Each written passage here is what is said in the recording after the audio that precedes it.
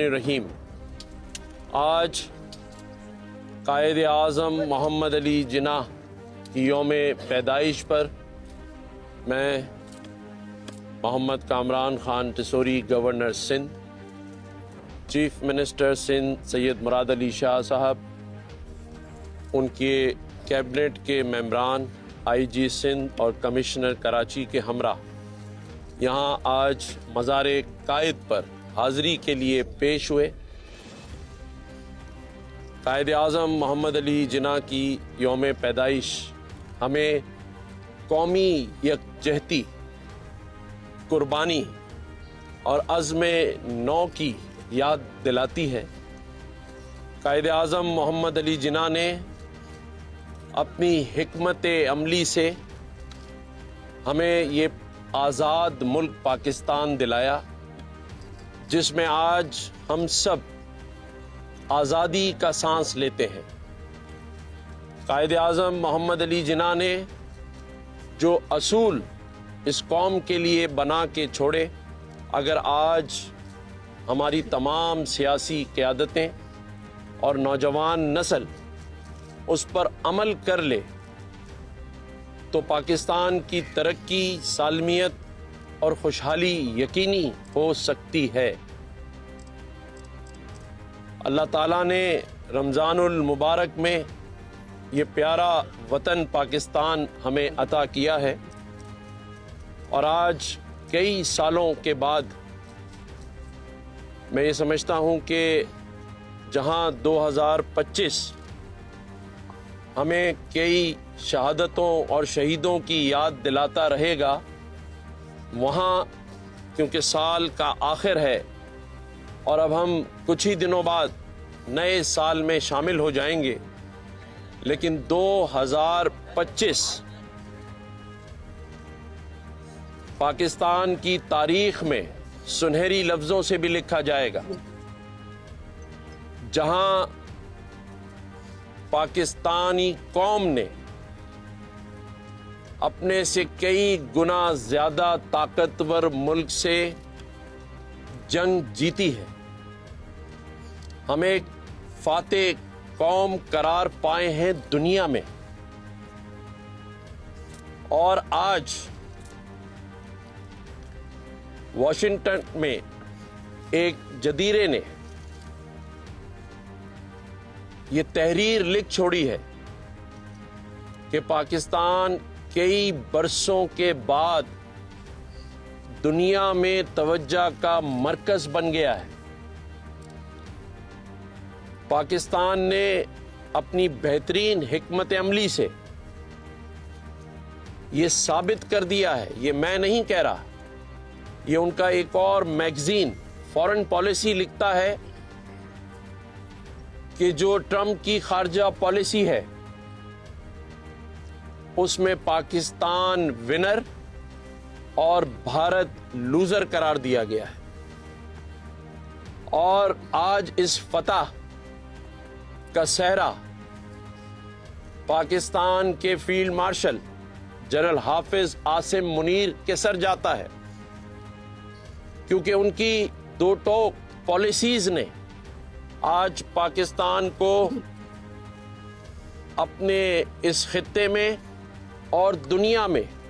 ایک اہم ترین ملک قرار دلوا دیا ہے، الحمدللہ۔ آج یہی میگزین، یہی اخبارات دنیا کے لکھ رہے ہیں کہ پاکستان کی بہترین عسکری حکمت عملی نے وہ اعتماد کئی برسوں کے بعد پاکستان پر بحال کر دیا ہے۔ آج پاکستان کا سی پیک کا دوسرا مرحلہ عالمی سطح پر پھر سے دوبارہ اس بات پر آ چکا ہے کہ اسے کمپلیٹ ہونا چاہیے۔ آج پاکستان نے کئی برسوں کے بعد افغانستان کے معاملے میں دو ٹوک پالیسی کا اعلان کیا، یہ اس سے پہلے کبھی نہیں ہوا۔ وزیر اعظم کی قیادت میں، صدر مملکت آصف علی زرداری صاحب کی قیادت میں اور فیلڈ مارشل جنرل حافظ عاصم منیر کی قیادت میں دو ٹوک فیصلہ کیا گیا کہ اب ہم نے افغانستان کے بارے میں فیصلہ کر لیا ہے۔ آج پاکستان نے دنیا کو یہ بتا دیا ہے کہ انتہا پسندی کا معاملہ ہو تو اس پر بھی پاکستان نے دو ٹوک فیصلہ لے لیا ہے۔ اب پاکستان اپنی معاشی اڑان اڑنے کے لیے وہ تمام فیصلے کر رہا ہے جو کئی برسوں سے، کئی دہائیوں سے نہیں لیے گئے تھے۔ آج جیسے میں نے کہا کہ پاکستان دنیا میں توجہ کا مرکز بنا ہوا ہے، تو وہاں پر اس ملک میں چھوٹے چھوٹے ایشوز کے اندر کچھ سیاسی جماعتیں، دینی طبقے سے تعلق رکھنے والی شخصیات پاکستان کو پھر اپنے ڈومیسٹک معاملات میں گھسیٹ رہی ہیں۔ خدارا جہاں پاکستان دنیا کی نظر میں مرکز بن گیا ہو، جہاں پاکستان نے اپنے دوستوں کے ساتھ مل کر، جس میں سعودی عربیہ، ترکیہ اور چین جیسے شراکت دار کے ساتھ معاہدے کیے ہوں، جہاں پاکستان سعودی عربیہ جیسی ایسی جگہ جہاں حرمین اور شرفین ہیں، مدینہ منورہ اور خانہ کعبہ ہے، اس کے محافظ کا کردار ادا کر رہا ہے، جہاں وہ دفاعی معاہدے کر رہا ہے لیبیا جیسے ملک کے ساتھ، جہاں پاکستان کے بنائے ہوئے ہتھیار اب دنیا میں ڈیمانڈ کی صورت اختیار کر چکے ہوں، جہاں 2 دہائیوں کے بعد پاکستان میں نجکاری کا عمل شفاف طریقے سے نظر آ رہا ہو، جہاں پی آئی اے جو ایئر لائن ہے اس کی نجکاری کا عمل ہو چکا ہو، جو کہ ایک گیم چینجر بھی ثابت ہو سکتا ہے، کیونکہ جس طرح پاکستان مرکز بنا ہوا ہے دنیا میں، تو میں یہ سمجھتا ہوں کہ پاکستان نے ثابت کیا ہے۔ پاکستان نے کرپٹو کرنسی میں امریکہ کے ساتھ شراکت داری کے ساتھ اس کا الائی بن کر آگے بڑھا ہے۔ ہر وہ کام جس سے پاکستان اپنے معاشی بحران سے نکل سکتا ہے، وہ میں سمجھتا ہوں کہ فیلڈ مارشل کی قیادت میں اللہ تعالیٰ نے ہمیں دیا ہے۔ یہ میں نہیں کہہ رہا، یہ دنیا کے میگزینز اور اخبارات کہہ رہے ہیں۔ تو اگر دنیا تسلیم کر رہی ہے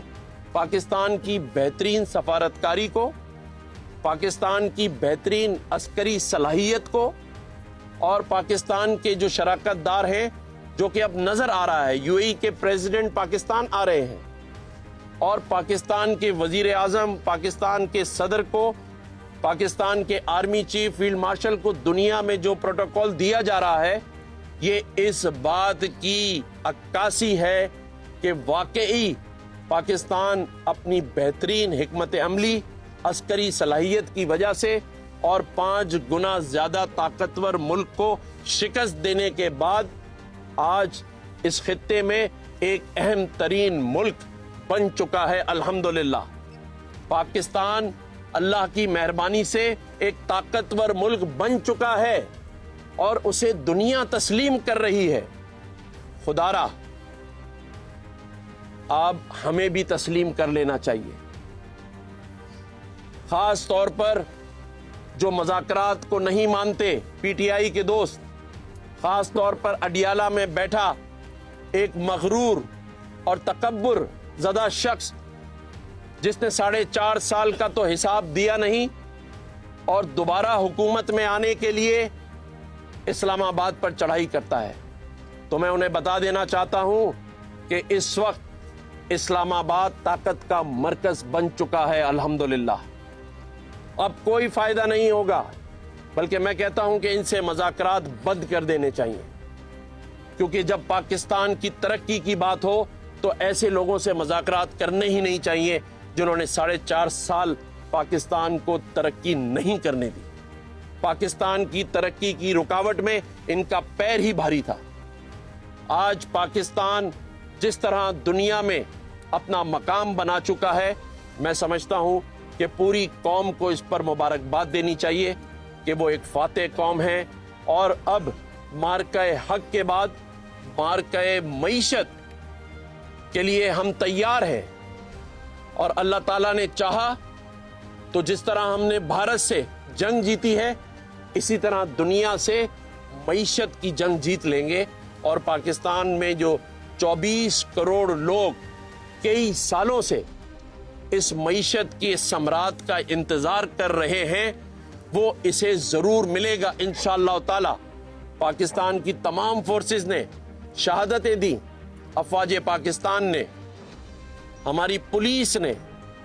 ہمارے سیولینز نے 90,000 سے زائد شہادتیں دی ہیں، اور آج اس قوم کا نوجوان اپنے مستقبل کا انتظار کر رہا ہے، اور میں سمجھتا ہوں کہ یہ خواب پورا ہونے جا رہا ہے۔ اللہ تعالیٰ اس میں پاکستان کو کامیابی عطا کرے، آمین۔ شکریہ۔